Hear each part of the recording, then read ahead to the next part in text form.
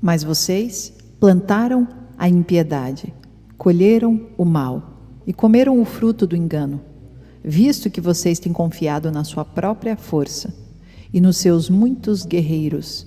O fragor da batalha se levantará contra vocês, de maneira que todas as suas fortalezas serão devastadas. Eles semeiam vento e colhem tempestade. Talo sem espiga, que não produz farinha. Ainda que produzisse trigo, estrangeiros o devorariam. O que você semeia, você irá colher. E isso se aplica não apenas individualmente, mas nacionalmente. E é o que nós estamos testemunhando hoje para toda a geração. Romanos 1, versículo 28. Além do mais, visto que desprezaram o conhecimento de Deus, Ele os entregou a uma disposição mental reprovável para praticarem o que não deviam. Tornaram-se cheios de toda sorte de injustiça, maldade, ganância e depravação. Estão cheios de inveja, homicídio, rivalidades, engano e malícia. São bisbilhoteiros, caluniadores, inimigos de Deus, insolentes, arrogantes e presunçosos. Inventam maneiras de praticar o mal, desobedecem aos seus pais. São insensatos, desleais, sem amor pela família, implacáveis. Embora conheçam o justo decreto de Deus de que as pessoas que praticam tais coisas merecem a morte, não somente continuam a praticá-las, mas também aprovam aqueles que as praticam.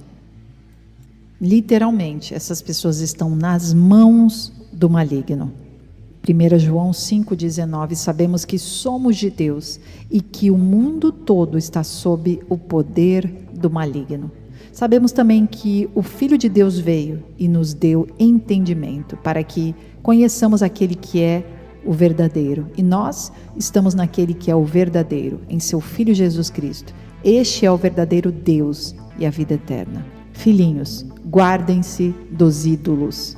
2 Coríntios 4, verso 4. O Deus dessa era cegou o entendimento dos descrentes, para que não vejam a luz do Evangelho da glória de Cristo, que é a imagem de Deus. Mas não pregamos a nós mesmos, mas a Jesus Cristo, o Senhor, e a nós como escravos de vocês, por causa de Jesus, pois Deus que disse, das trevas resplandeça a luz. Ele mesmo brilhou em nossos corações, para a iluminação do conhecimento da glória de Deus na face de Cristo. Mateus 24, 11. E numerosos falsos profetas surgirão e enganarão a muitos. Muitos que foram chamados por Deus estarão vivendo no engano. E muitos me perguntam, como podemos continuar indo à igreja? Como podemos continuar seguindo pessoas que aparentemente são direcionadas pelo Espírito Santo e ter a certeza de que Deus está nisso? E a resposta é: esteja muito atento, sempre desconfie, sempre vá olhar na palavra de Deus se aquilo está ali ou não. Peça para Deus revelar a você, busque por paz. Tudo aquilo que traz paz vem de Deus. Se existe qualquer tipo de confusão, prisão, aprisionamento, não há paz. É claro que precisamos entender que a vida com Deus não será fácil, mas se estivermos ao lado de pessoas que seguem a palavra de Deus, com certeza será muito mais fácil. 2 Timóteo 4, versículo 3, pois virá o tempo em que não suportarão a sã doutrina, ao contrário, sentindo coceira nos ouvidos, juntarão mestres para si mesmos, segundo os seus próprios desejos. Eles se recusarão a dar ouvidos à verdade, voltando-se para mitos. Você, porém, seja moderado em tudo, suporte os sofrimentos, faça a obra de um evangelista, cumpra plenamente o seu ministério. E aqui está indo de encontro à palavra que Jesus disse em Mateus 24. Justamente esses falsos profetas que se levantam dentro das próprias igrejas, trazem doutrinas distantes de Deus. E Satanás começa a entrar nas próprias igrejas. É claro que este é o maior intuito de Satanás. O mundo ele já agarrou para ele. As pessoas que estão longe da igreja, ele já agarrou para ele. Mas a igreja, crente, fiel, noiva verdadeira, lavada e remida no sangue do Cordeiro, que ainda tem a proteção do sangue, esses, Satanás está desesperado. Então ele vai fazer de tudo para entrar nas igrejas através desses falsos profetas, através dessas pessoas que trazem uma doutrina que nada tem a ver com Deus. Satanás no início usou a serpente para trazer a queda da humanidade através de Adão e Eva, mas a serpente foi amaldiçoada por Deus pelo que ela fez com a humanidade. E até hoje ela trabalha continuamente, buscando pessoas onde ela possa operar, assim como ela pôde operar e falar com Eva e da mesma forma com Adão. Mas todas essas pessoas que forem atraídos pela serpente, por Satanás, por doutrinas malignas, também enfrentarão o julgamento de Deus, a fúria do Senhor. Chegará o tempo em que a misericórdia do Senhor irá se esgotar. Mateus 18, versículo 6 diz assim: mas se alguém fizer cair no pecado um desses pequeninos que creem em mim, melhor seria amarrar uma pedra de moinho no pescoço e se afogar nas profundezas do mar. Ai do mundo, por causa das coisas que fazem cair no pecado. É inevitável que tais coisas aconteçam, mas ai daquele por meio de quem elas acontecem. Se a sua mão ou o seu pé o fizerem tropeçar, corte-o e jogue-os fora. É melhor entrar na vida mutilado ou aleijado do que tendo as duas mãos ou os dois pés e ser lançado no fogo eterno. Perceba como aqui o aviso é para os falsos profetas, os de doutrinas vãs, aqueles que estão se infiltrando e tentando tirar o cristão da sua fé e trazê-lo para o pecado. Existe esse jogo inverso. Nós precisamos entender isso em todos os lados. E isso vai aumentar. Isso se chama apostasia. E isso vai aumentar a cada dia que passa. Na nossa geração, na próxima geração, acredito eu que não chegaremos muito à frente em gerações. Mas precisamos entender que isso é um processo crescente. Então, aqui, o próprio Jesus está alertando no Evangelho de Mateus. Se você é esta pessoa que está levando pessoas para o erro, corte a sua mão, corte, retire o seu olho, para que você entre aleijado, mas que você consiga ainda ser salvo. Ou seja, tire o pecado pela raiz, tire o erro pela raiz, tire o engano, se arrependa enquanto é tempo. Mateus 24:12, devido ao aumento da maldade, o amor de muitos esfriará.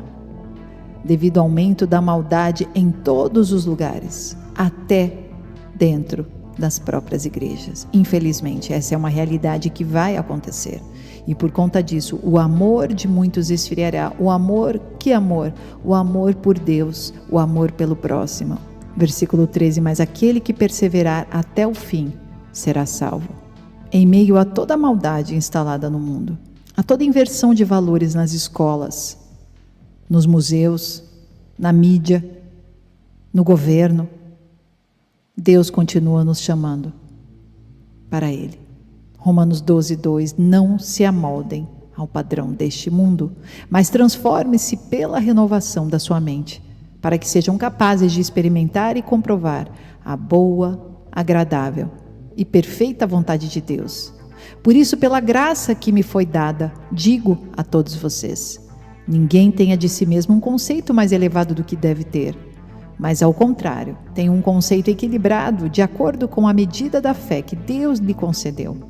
Deus está nos dizendo assim: vocês estarão em um mundo que chamará pelo fluxo vocês para o engano, para o erro, para o pecado, para a vida sexual ativa fora do casamento, para as drogas, para a bebida, para uma cultura anti-Deus. Mas Deus já estava nos alertando e está nos alertando hoje, porque a palavra de Deus é viva, ela se renova, ela servia para antes, ela serve para hoje, ela servirá para amanhã, e a cada vez que nós lemos, Deus nos traz outra aplicação frutífera para os dias atuais. E Deus está dizendo: não se amoldem a este mundo. E se vocês não fizerem isso, não se amoldarem ao mundo, não criarem a forma do mundo, vocês serão capazes de experimentar a boa, agradável e perfeita vontade que só Deus tem. Nós não temos esta vontade. Em Hebreus 13:9 é nos dito assim: não se deixem levar pelos diversos ensinos estranhos. Lucas 18, versículo 8: contudo, quando o Filho do Homem vier, encontrará fé na terra? Quando Jesus vier nos buscar, como estará a nossa fé? Como temos preparado os nossos filhos para este dia? Como temos nos preparado? Mateus 5, versículo 13: vocês são o sal da terra. Mas se o sal perder o seu sabor, como restaurá-lo? Não servirá para nada, exceto para ser jogado fora, pisado pelos homens. Vocês são a luz do mundo. Não se pode esconder uma cidade construída sobre um monte. E também ninguém acende uma candeia e a coloca debaixo de uma vasilha. Ao contrário, coloca no lugar apropriado e assim ilumina a todos os que estão na casa. Assim, brilhe a luz de vocês diante dos homens, para que vejam as suas boas obras e glorifiquem ao Pai de vocês, que está nos céus. Nós, como igreja, precisamos nos manifestar. As obras do Senhor precisam aparecer através de nós. Não se amedronte, não se intimide, não se prenda dentro de casa achando que você não pode estar no mundo. Você precisa estar no mundo. Você está aqui para ser sal e luz, para trazer sabor ao redor das pessoas e para trazer luz visível para que todos enxerguem além das trevas que estão cegando as pessoas.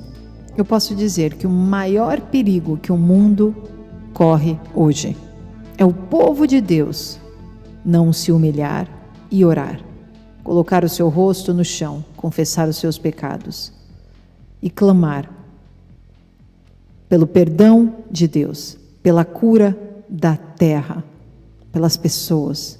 O maior perigo do mundo é o povo de Deus perder a sua função neste mundo. 2 Crônica 7, versículo 14: se o meu povo que se chama pelo meu nome se humilhar e orar, buscar a minha face e se afastar dos seus maus caminhos, dos céus eu o ouvirei, perdoarei o seu pecado e curarei a sua terra. De hoje em diante os meus olhos estarão abertos e os meus ouvidos atentos às orações feitas neste lugar. Escolhi e consagrei este templo para que o meu nome esteja nele para sempre. Meus olhos e o meu coração nele sempre estarão. E se você andar segundo a minha vontade, como fez seu pai Davi, e fizer tudo o que eu ordeno a você, obedecendo aos meus decretos e às minhas leis, firmarei o seu trono, conforme a aliança que fiz com Davi, seu pai, quando eu lhe disse: você nunca deixará de ter um descendente para governar Israel. Mas se vocês se afastarem de mim e abandonarem os decretos e os mandamentos que dei a vocês, e prestarem culto a outros deuses e adorá-los, desarraigarei Israel da minha terra, que dei a vocês, e lançarei para longe da minha presença este templo que consagrei ao meu nome. Farei que ele se torne objeto de zombaria entre todos os povos. E todos os que passarem por este templo agora, imponente, ficarão espantados e perguntarão: por que o Senhor fez uma coisa dessas a esta terra e a este templo?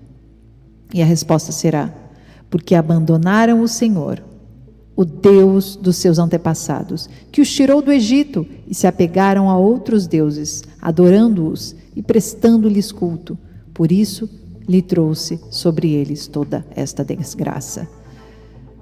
Aqui, em 2 Crônicas, nós estamos vendo um recado para o povo de Israel.